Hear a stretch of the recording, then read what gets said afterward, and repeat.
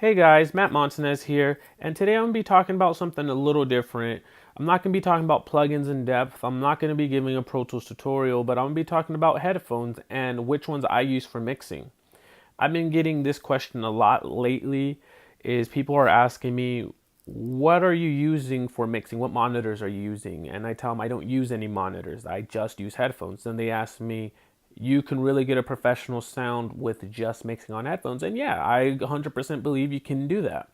And my work has proven it. Some of the records that you guys know that I've done is, for example, Catching Villains on Teen Titans Go. That was 100% done on headphones. We did a record for Interscope that was on HBO Girls, and that's by TK Meza called Glorious, and that was done just on headphones. And a lot of other records I've done. I think you can really just work on a budget, and for me, there was a bunch of different reasons why I chose just to strictly work on headphones. One reason why is I don't like to be constrained to one spot in this is my mixing station, this is my mixing room, I have to mix here.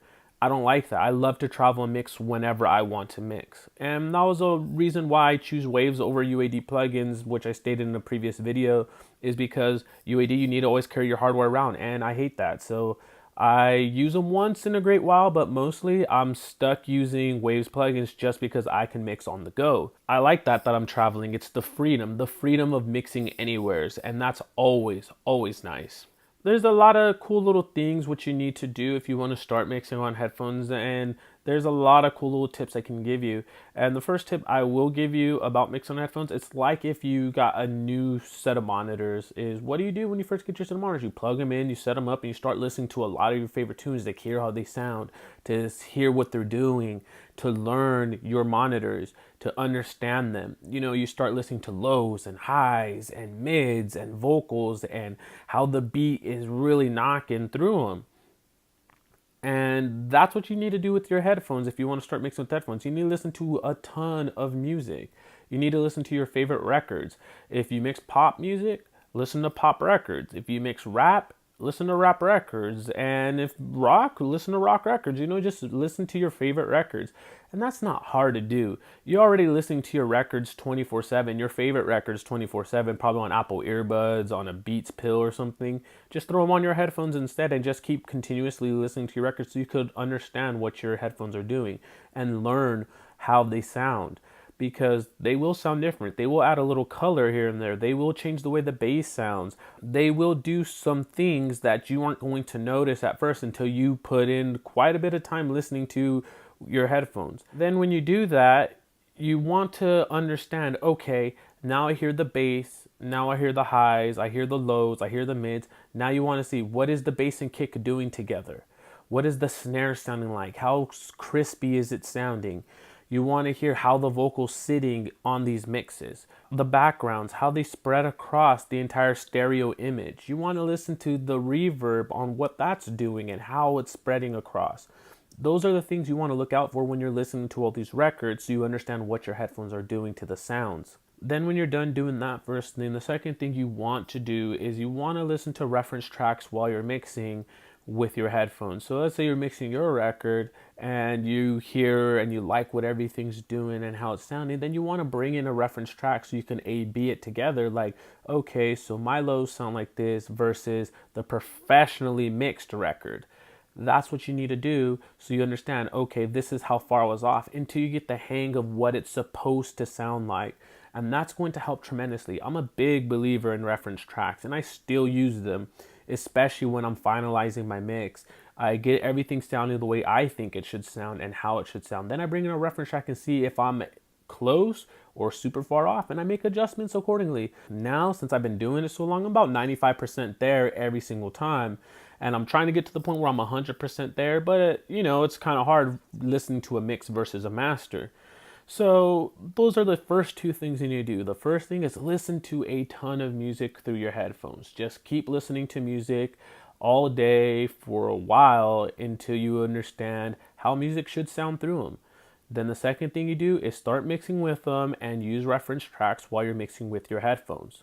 The third thing, and probably another important thing, is when you're done is you want to start using the mono button. Slap that boy in, toggle between mono and stereo with your headphones on. I had the Apollo 8 from Universal Audio, and I always hit that mono button to hear the mix from stereo to mono and see what's going on. It really does poke certain things out that you didn't notice before that you start fixing and stuff. And it's something to get used to doing. So like there's plugins versions of that you can do, and there's like Brainworks and Avid's Air Width plugin you can use to sum things up in mono, and that's something really, really neat to do. And those are the three things that I highly recommend, especially because that's what I've been doing, and obviously it's been working since my mixes are sounding really, really good. And I know a lot of you are probably thinking is, well, you probably have an expensive pair of headphones. You probably have the Guru headphones or Beats or Sennheisers or some expensive Yamahas or something. And no, I don't. I don't have any expensive headphones. My headphones are literally budget headphones, and I just got used to them. I love the way they sound. I did a lot of research before I bought them. It was just like small things on why I chose these ones. For one, I wear glasses, so I don't like the over-the-ear headphones like Beats and Sennheisers, what they're doing, because they go over your ears and they start squishing the arms on my glasses, and they get uncomfortable after a short amount of time. So I made sure I got something that didn't do that. I made sure the cable was long enough so I didn't have to worry, oh man, I'm scooting back in my rolling chair or anything. Those are like the small little things I looked for just for my headphones, was just to make sure they were comfortable and I could wear them for a long time. And then I looked into the sound afterwards, and turns out I found out that I prefer the semi-closed back headphones versus closed or open back headphones. Semi-closed were just more comfortable for me. They sounded better to me. And let me show you my headphones. I actually have them right here. So the headphones that I'm using are the Yamaha's RH5MA. Let's see if I can get that in there.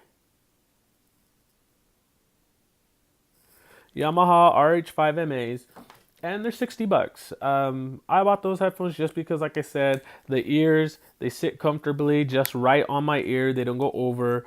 The cable's long, and the frequency sounded decent when I actually got them.